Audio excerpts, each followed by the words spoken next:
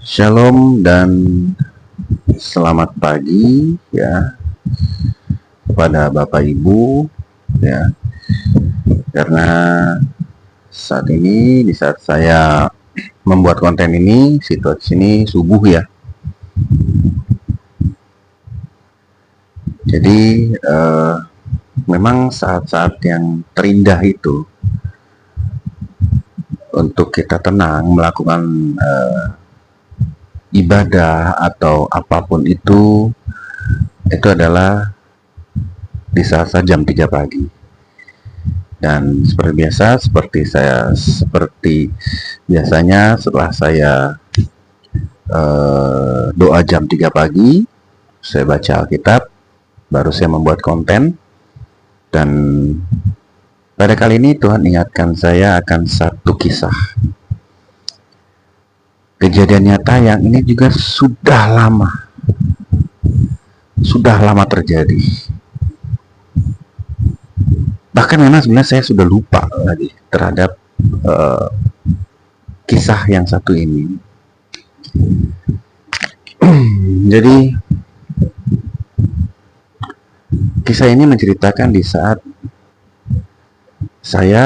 istri saya dengan anak saya waktu itu masih cukup kecil ya, masih berusia balita ya, yang mana di saat itu kami bertiga memang sudah diincar orang untuk dibunuh.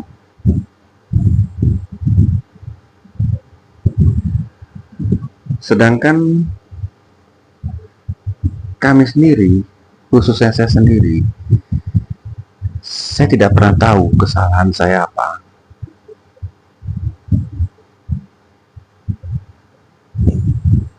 Tapi dengan kejadian ini, saya diingatkan bahwa mengandalkan manusia itu adalah hal yang sia-sia. Tapi kalau kita mengandalkan Tuhan,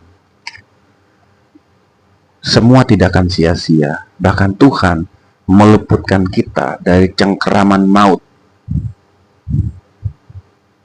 Asalkan kita mengandalkan Dia.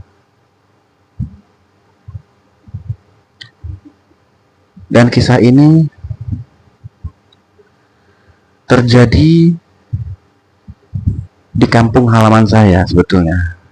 Sebenarnya kampung halaman orang tua saya, yaitu di daerah Minahasa, Sulawesi Utara.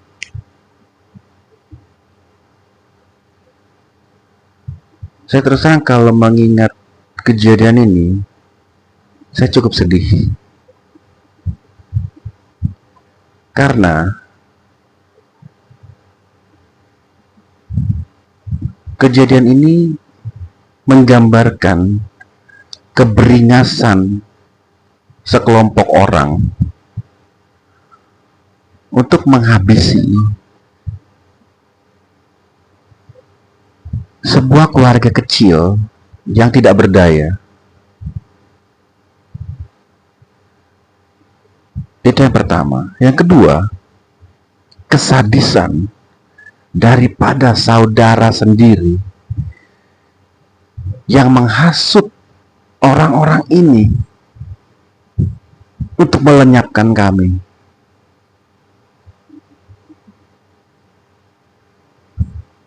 Dan yang ketiga,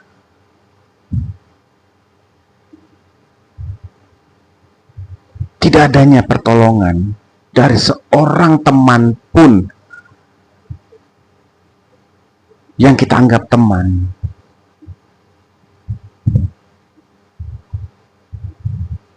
Tapi dengan kejadian yang akan saya kisahkan ini, mengajarkan saya sekeluarga akan berserah kepada Tuhan, mengandalkan Tuhan. Jangan mengandalkan koneksi, jangan mengandalkan kekuatan, jangan mengandalkan apapun. Andalkan Tuhan, maka Dia akan berperang menghadapi musuh-musuh kita. Itu yang pertama. Yang kedua, mengajarkan saya sekeluarga untuk arti pengampunan, jangan membalas mereka. Dan yang ketiga, mengajarkan saya sekeluarga, apabila kita ditolak di situ, keluar dari situ. Nggak usah kita berlama-lama lagi, karena tidak ada perlunya lagi kita di situ. Seperti yang ada tertulis di firman-Nya, kebas debunya. Nah,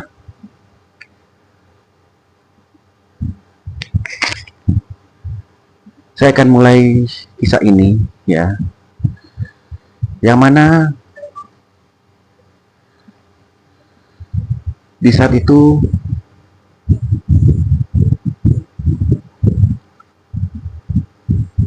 saya dengan istri dan anak kami yang masih kecil itu harus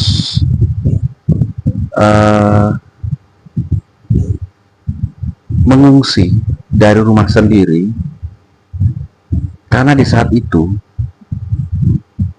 ibu saya dan kakak saya, di saat itu ayah saya sudah meninggal, ya, sudah almarhum. Jadi kesisa ibu saya, tapi ibu saya dan kakak saya sudah berangkat ke Jakarta. Tersisalah kami, saya, istri saya dengan anak saya masih kecil. Awal petaka hanya masalah sepele. Itu masalah apa? Cuma masalah awalnya dari sebuah mesin jahit. Yang mana dulu di saat ayah saya diberkati Tuhan, ayah saya membiayai semua keluarga, bahkan memperlengkapi dengan barang-barang. Dan yang saya tahu, mesin jahit itu adalah milik, sebenarnya bukan milik, maksudnya dibelikan dari ayah saya kepada mereka, kepada keluarga ibu saya. Tapi setelah semua sudah berakhir, ayah saya sudah menjadi orang biasa, bahkan sudah meninggal, bahkan rumah di Jakarta sudah tidak ada lagi, dan kami harus membangun rumah kecil di Minahasa. Dan rumah itu salahnya dibangun di bersampingan dengan rumah mereka. Mulailah mereka dengan huru-hara. Dan setelah ibu dengan kakak saya ke Jakarta, tertinggal saya, istri saya dengan anak saya, maka mereka menghasut, bisa dikatakan orang-orang yang beringas,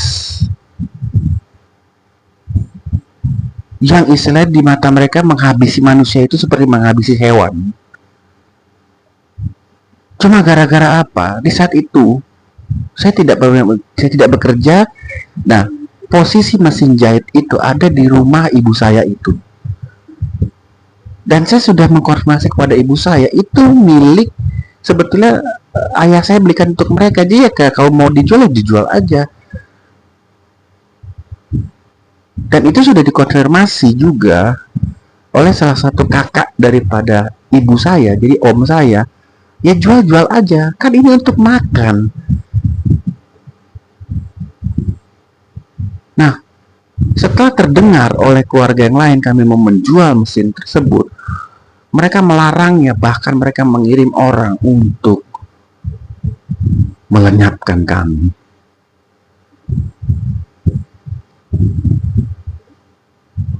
Saya sampai nggak habis pikir, apa salah saya?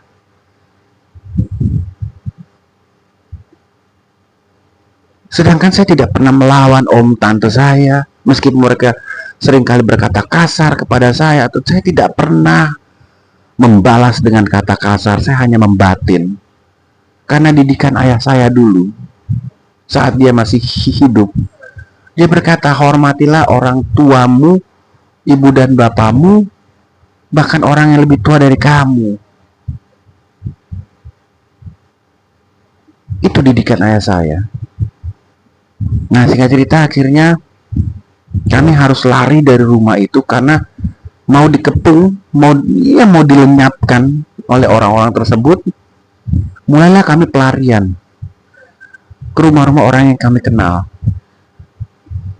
Dan kami hanya bisa kembali ke rumah itu hanya malam hari untuk tidur. Pagi-pagi kami harus keluar lagi, melarikan diri.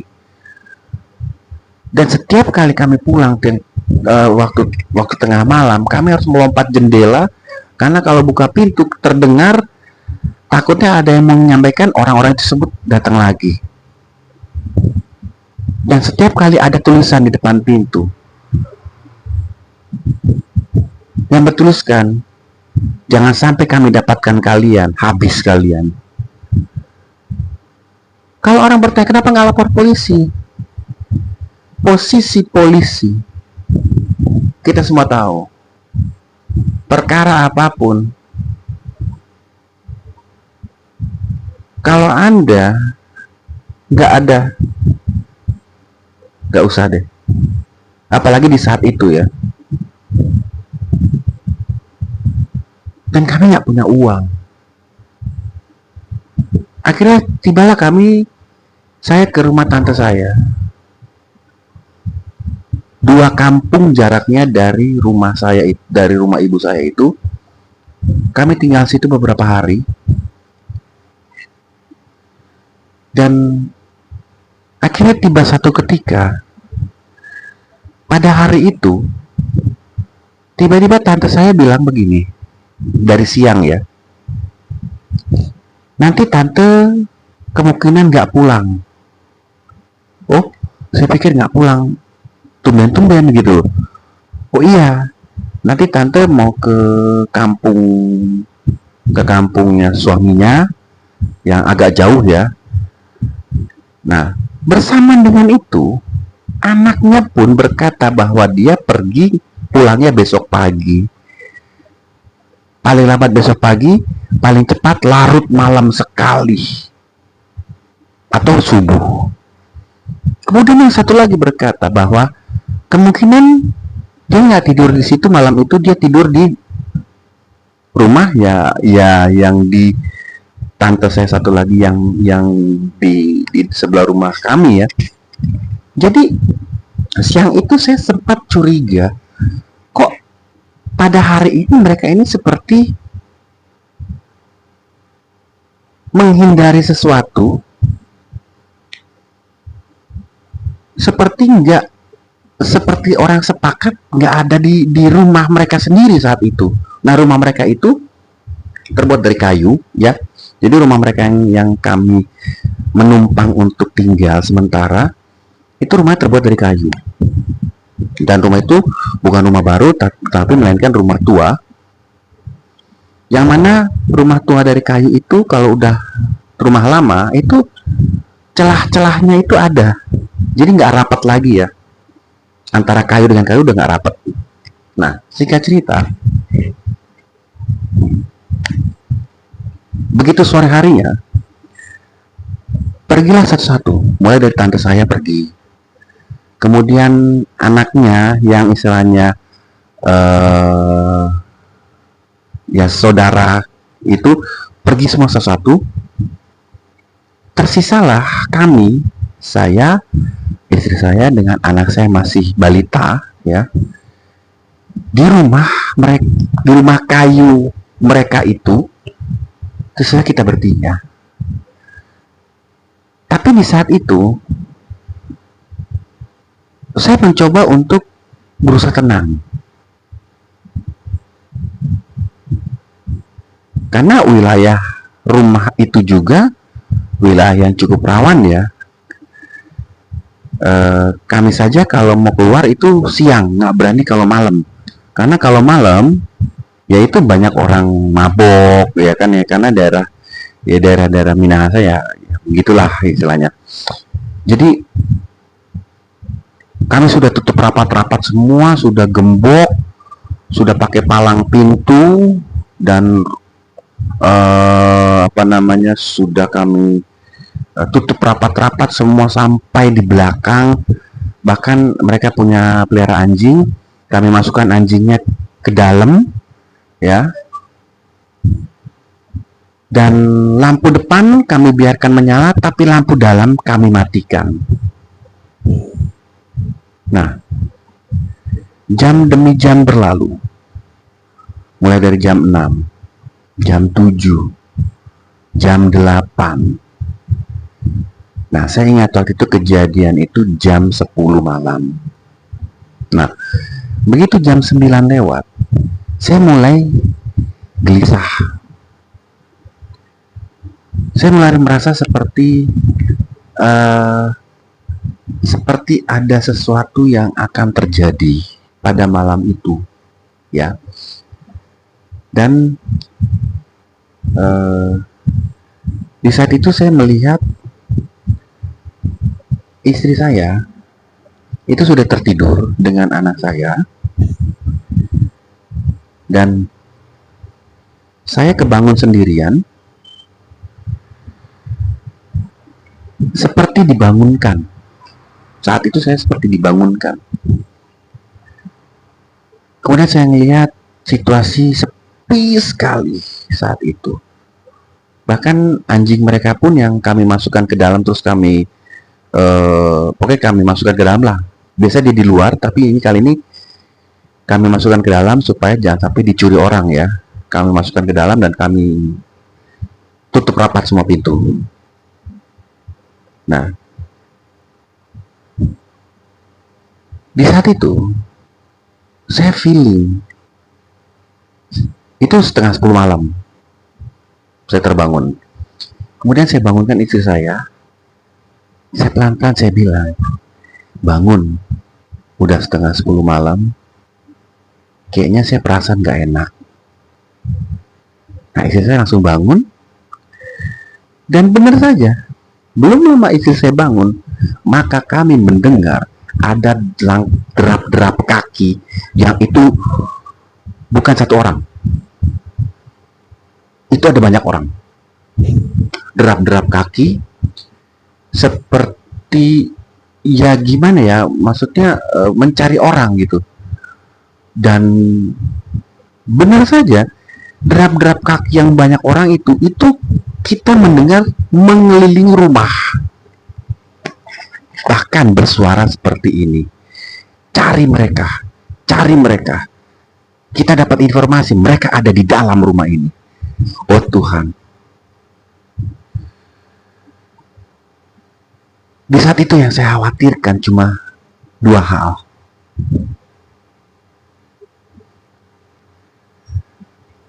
Yang pertama, anak saya terbangun menangis. Yang kedua, kalau mereka bobol rumah ini,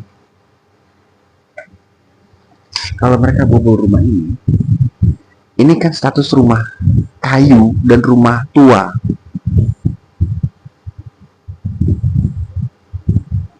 Kalau sampai mereka bobol karena mendengar suara tangisan anak saya, habislah kami.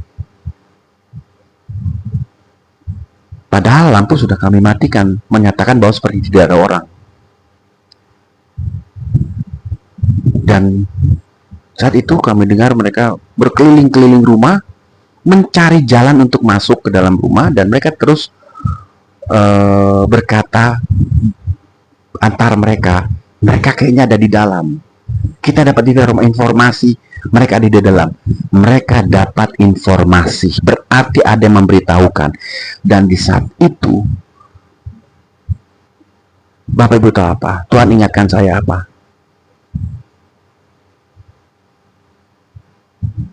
Tante saya pemilik rumah itu dan anak-anaknya, mereka sudah diberitahu akan ada serangan ke rumah itu.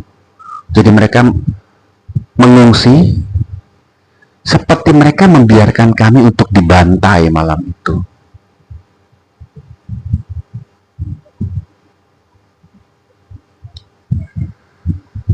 Tuhan, saya nggak tahu saya salah apa dengan keluarga saya. Ini saudara menyerahkan saudara untuk dibantai. Luar biasa. Di saat itu saya cuma berdoa ke Tuhan, Tuhan, tolong kami Tuhan. Tapi Tapi saat itu saya berserah. Saya bilang, Tuhan, kalau kami sekeluarga, kami bertiga harus mati malam ini, tolong Tuhan, jangan biarkan kami merasakan kesakitan. Tapi hamba bermohon, luputkan kami Tuhan.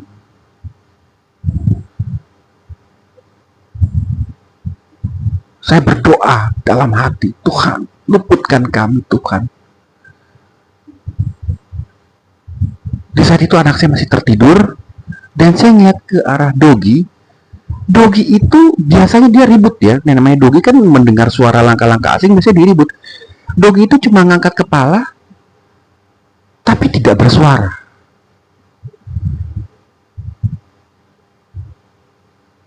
Dan dari jauh juga saya kode ke anjing itu bahwa saya kode seperti ini. Dan Dogi itu seperti tahu ya, ada celaka yang mengintai. Dia hanya kepalanya hanya ngangkat, diem, kemudian dia tidur lagi, ngangkat lagi, diem, tidur lagi. Jadi memang sama sekali nggak bersuara. Dan puji Tuhan, saya tahu saat itu Tuhan yang bungkam anjing itu supaya jangan bersuara. Dan mulai terdengar daripada kami seperti orang mau dorong pintu belakang. Tapi saya kan tahu belakang itu saya udah pakai palang pintu dengan balok yang besar, dan ya itu nggak akan bisa kebuka gitu karena balok besar.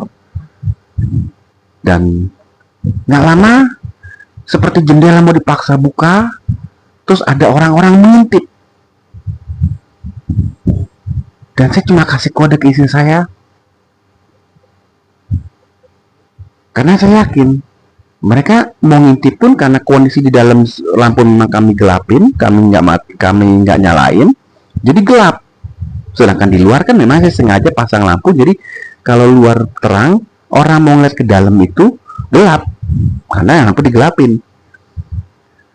Nah akhirnya ada kurang lebih 15 menit mereka ngintip, mereka muter-muter, mereka coba dorong pelan-pelan pintu-pintu, jendela-jendela nggak terbuka. Bapak Ibu tahu apa yang terjadi setelah itu? Dari sela-sela dinding kayu dengan kayu masuklah peda. Kalau kita bilang peda, kalau sini bilang golok. Sering tarik lagi. Oh Tuhan. Akhirnya bukan cuma satu golok yang masuk, itu udah beberapa golok masuk. Sering. Jadi kayak mereka itu bilang seperti orang itu gini, syukur-syukur kena. Sering. Oh Tuhan. Dan di saat itu Bapak Ibu tahu apa? Anak kami terbangun. Dan mujizat terjadi. Anak kami terbangun, dia melihat. Tapi dia hanya terdiam. Malah dia berpelukan dengan kami orang tuanya. Dan saya agak bawa ke tengah. Karena kalau ke pinggir kan nanti kena golok. Di situ kami agak ke tengah rumah itu. Dan saya instruksikan berdiri pelan-pelan, kita pindah. Akhirnya seperti anak dan doginya tante saya itu seperti dibungkam oleh Tuhan, tidak bersuara. Akhirnya kami berdiri pelan-pelan, sementara golok itu masih masuk, sering. Jadi di segala penjuru sering masuk. Kami akhirnya berjalan pelan-pelan sampai ke kamar sebelah.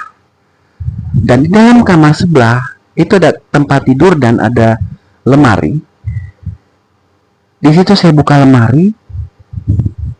Kami dudukkan anak kami itu dalam lemari, tapi lemari itu tidak kami kunci. Dan kami berjongkok di situ.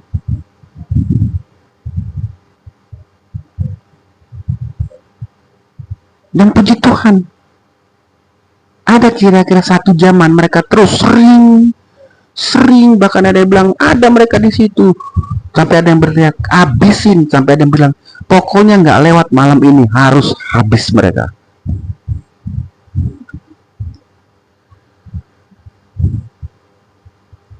Ini maut depan mata. Pembantaian yang sudah direncanakan. Bukan oleh orang lain, tapi oleh saudara sendiri. Oleh om tante saya sendiri. Yang selama ini saya hormati. Cuma perkara mesin jahit. Itu pun kami rencana mau jual. Karena untuk makan. Dan kami tahu itu mesin ayah kami, ayah saya yang belikan untuk mereka. Tapi mereka berkata, bukan. Itu uang kami yang beli. Tuhan,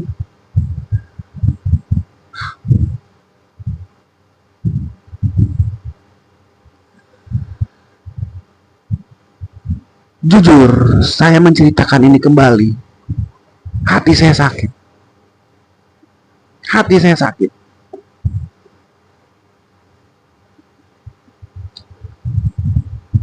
Tuhan ampuni mereka. Tuhan ampuni mereka. Siapapun mereka yang pernah merancangkan kejahatan, merancangkan kecelakaan, bahkan pembantaian terhadap kami. Tuhan ampuni mereka.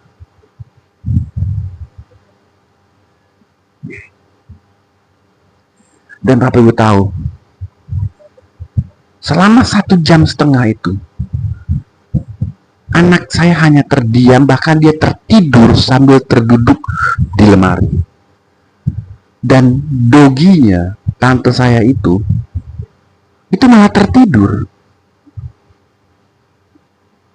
Tapi saya dengan istri saya, kami tidak bisa tidur. Kenapa?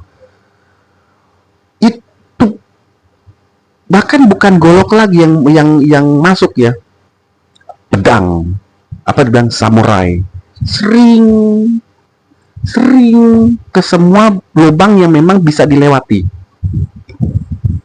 Karena itu rumah kayu tua ya, jadi banyak celah. Selama 1 jam.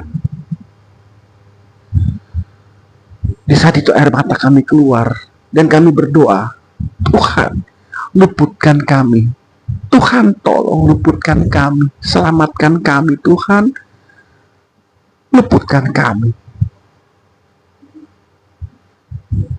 Dan Bapak Ibu tahu, setelah 1,5 jam, tiba-tiba ada yang komando mereka. Berkata begini, kayaknya nggak ada orang deh. Kayaknya mereka memang nggak di situ deh. Jangan-jangan mereka tadi sore kayaknya pulang ke kampung istri saya. Kayaknya mereka pulang ke kampung istrinya. Jadi memang nggak ada orang di dalam itu. Ada yang komando seperti itu. Dan seketika itu kami mendengar mereka semua pergi. Mereka pergi dan kami ngintip, benar-benar mereka pergi. Dan itu jumlahnya 10 orang lebih. Dengan senjata-senjata tajam. Dan setelah mereka pergi, anehnya, setelah mereka pergi, 1 jam kemudian setelah mereka pergi, datanglah anaknya beserta suaminya pakai mobil. Ini kan seperti sebuah suatu settingan. Kenapa mereka nggak datang waktu lagi golok masuk, samurai masuk? Kenapa mereka nggak datang? Tapi 1 jam setelah kejadian baru mereka tiba. Sedangkan mereka berkata kepada kami, paling tidak subuh, tapi subuhnya itu pagi, kurang lebih jam 6. Tiba-tiba datang. Dan saat itu masih menunjukkan kurang lebih jam setengah 1 sampai jam 1 pagi. Mereka muncul. Mereka pulang. Setelah mereka pulang, kami cerita apa yang terjadi. Dan dengan ya entah itu kepura-puraan atau apa, sampai coba kalau ada kita di sini, pasti kita lapor polisi segala macam. Sudahlah, buat saya saat itu saya bilang udahlah. Tuhan sudah menyelamatkan, Tuhan sudah meluputkan. Dan akhirnya pada malam itu Ya, saya dengan istri saya nggak bisa tidur tenang. Pagi-paginya kami putuskan untuk pergi dari situ, dan kami bertiga bertolak ke kampung istri saya di daerah Minahasa Selatan. Dari situlah kami menetap sementara sampai kondisi pulih, karena di daerah saya itu orang kalau sudah dendam, prinsip mereka itu dihabisi. Padahal mayoritas Kristen. Tapi untuk masalah dendam, mereka akhiri dengan pembunuhan, pembantaian. Bahkan saudara menyerahkan saudara untuk dibantai. Itu saya sudah alami. Ayah dan ibu saya yang begitu baik kepada mereka. Waktu kami diberkati di Jakarta, mereka pulang pergi Jakarta, tiket gratis. Bahkan mereka pulang, almarhum ayah saya memberikan banyak kebendaan, bahkan dibelikan emas. Tapi saya direncanakan untuk pembunuhan.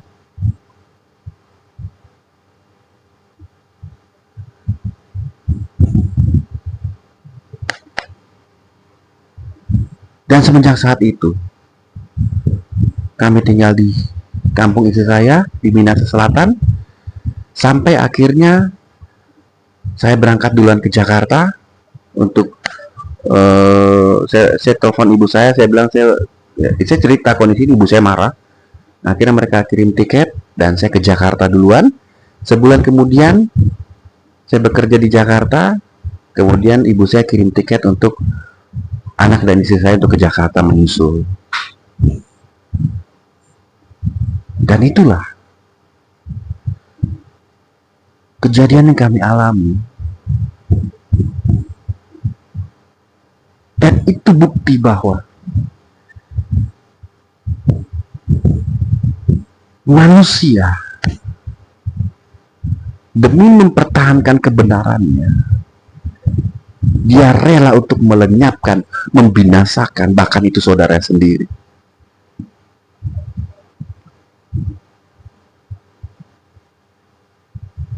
Padahal yang kami mau jual itu, kami sudah minta izin kepada keluarga yang lain. Dan berapa sih harga mesin jahit? Hanya untuk kami mau makan, beli beras. Tapi berakhir harus kami dilenyapkan. Jujur, saya setiap kali mengingat kisah ini, hati saya sakit. Karena nyata-nyata, bagaimana perasaan kalau kita itu memang mau dibantai dengan kita nggak punya salah. Tapi saya bersyukur Tuhan mengajari kami untuk tetap fokus kepada Dia. Dan yang paling utama, Tuhan mengajarkan kepada kami untuk mengandalkan Tuhan. Di saat kita mengandalkan Tuhan, kita berseru namanya. Di saat itu, Tuhan berikan keselamatan.